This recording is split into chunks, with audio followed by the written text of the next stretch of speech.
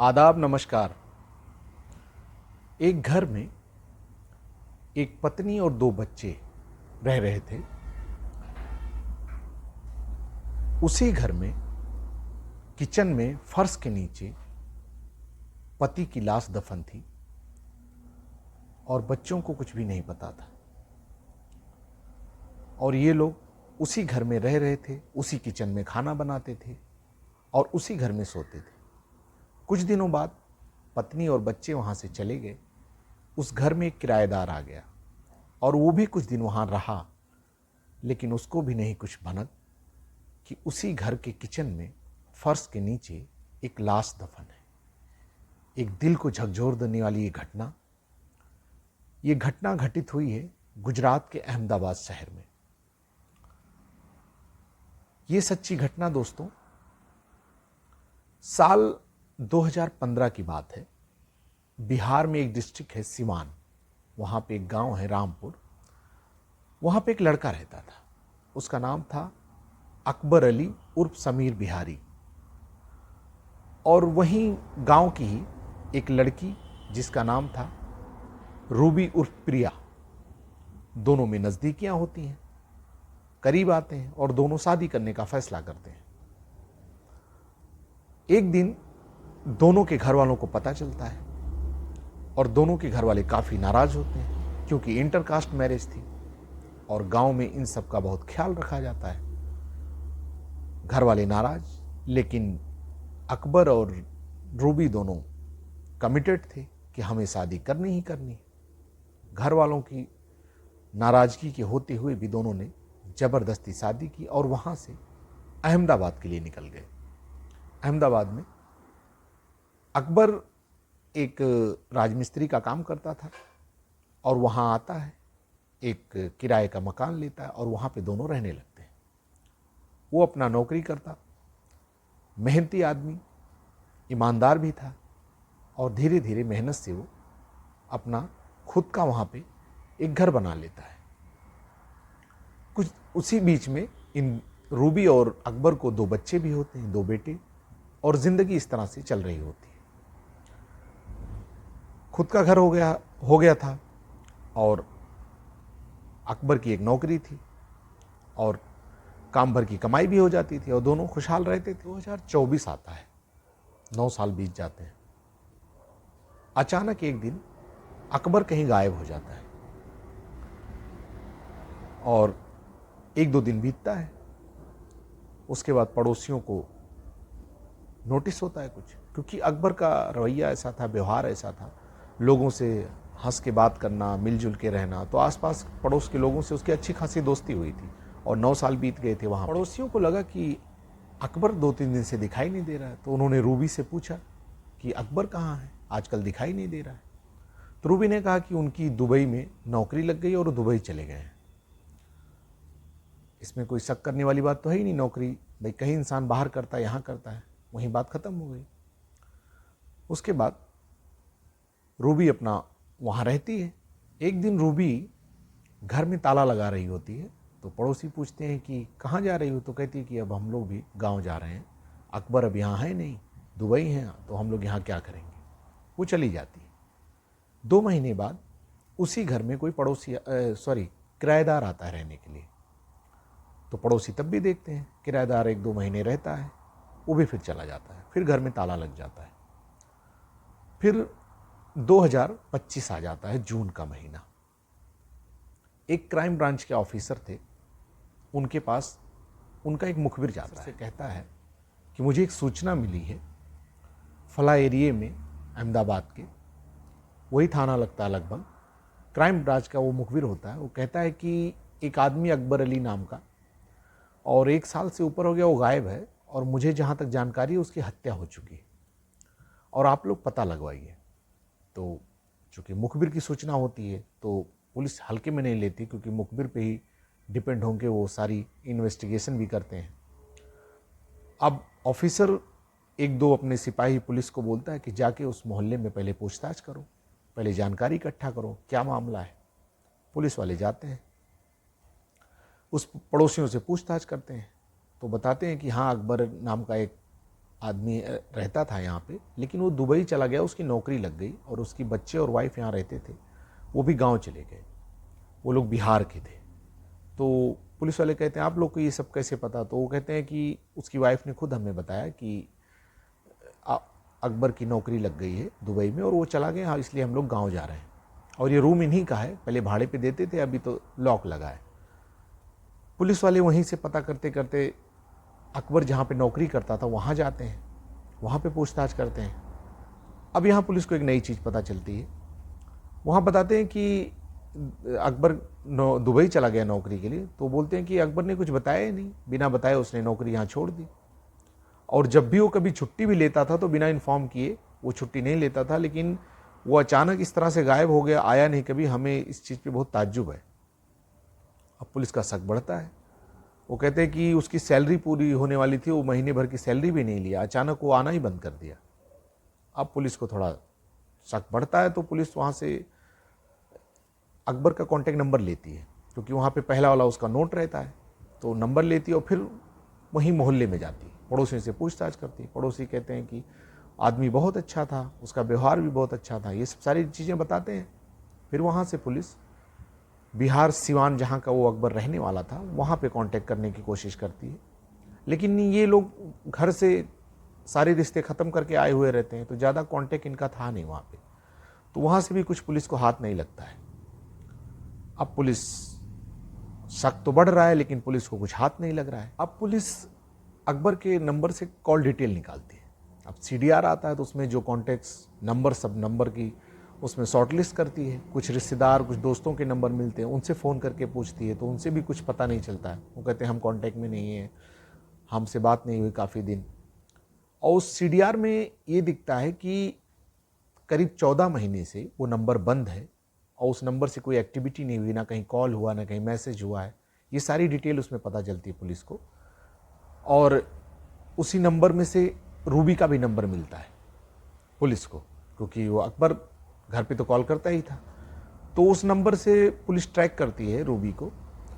तो थोड़ा आगे ट्रैक करते करते, आजकल डिजिटल पेमेंट का ज़माना है, तो रूबी के नंबर से यूपीआई से और एक और नंबर से यूपीआई ट्रांजैक्शन हुआ रहता है। उसकी हिस्ट्री पता चलती है पुलिस को। यूपीआई ट्रांजैक्शन हुआ रहता है और जिस नंबर से रूबी के नंबर से लिंक हुआ रहता है वो नंबर किसी इमरान नाम के व्यक्ति का होता है। अब पुलिस को एक लीड मिलती है, तो उस इमरान नाम के व्यक्ति को ट्रैक करती है पुलिस। तो ट्रैक करती है, उसके बाद धीरे धीरे इमरान को पुलिस पकड़ती है, अरेस्ट करके लाती है, फिर उससे पूछती है। क्योंकि पुलिस को अब शक बढ़ गया, शक बढ़ता जा रहा था। उसको ये लग रहा था कि कहीं ना कहीं अकबर अब जिंदा नहीं है। फिर इमरान को पकड़ के लाती है, फिर इमरान से पूछताछ करती है, सख्ती करती है, तो इमरान कुछ बताता है, कहीं लेके जाता है पुलिस को। और उसी घर में लेके जाता था जहाँ पे अकबर और उसकी फैमिली रहते थे। घर का दरवाज़ा लॉक तोड़ा जाता, अंदर जाते हैं, किचन की टाइल्स तोड़ी जाती है इमरान के कहने पर, और वो उसकी खुदाई होती है। और जब खुदाई होती है तो वहाँ पे इंसानी कंकाल मिलते हैं, लेकिन वो कंकाल कई टुकड़ों में रहते हैं। उन सब टुकड़ों को, कंकाल को इकट्ठा करती है पुलिस, उसकी एक पोटली बनाती है और फॉरेंसिक के लिए भेज देती है। और जब इमरान को लेके वहाँ जाती है पुलिस, तो सारे पड़ोसी देखने लगते हैं और वो कहते भी हैं कि ये तो पहले यहाँ रहता था, अकबर का पड़ोसी था, और इसको हथकड़ी लगी, इसको लेके क्यों आए हैं। तो गहमा गहमी होने लगती है, बातचीत आपस में, खुसफुसाहट होने लगती है। पड़ोसी कहते हैं आपस में कि लगता है इसने कुछ किया अकबर के साथ। और वो कहते हैं हमें लग रहा था पहले से कि अकबर ऐसे अचानक चला गया, ये हमें बात हजम नहीं हो रही थी।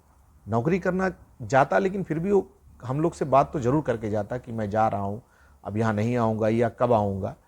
हमें शक पहले से ही था। और जब वहाँ से कंकाल मिलता है तो सारे पड़ोसी, इस मोहल्ले में सब हैरान, सबकी हालत खराब कि इसी घर में जहाँ पे हम लोग रहे, यहीं पे अकबर का कत्ल किया गया, यहीं पे सारे शरीर के टुकड़े किए गए और यहीं पे दफन किया गया। इतनी बड़ी घटना यहीं हुई और हमें पता नहीं चला। फिर सारी चीज़ करने के बाद पुलिस इमरान को लेके पुलिस स्टेशन जाती है। तब इमरान सारी कहानी बताता है। इमरान अकबर का पड़ोसी था, बाजू में रहता था, और कुछ दिन रहते रहते रूबी के घर आना जाना शुरू हो गया और रूबी से नज़दीकियाँ बढ़ गईं, नज़दीकियाँ ज़्यादा बढ़ गईं, वो घर आने जाने लगा।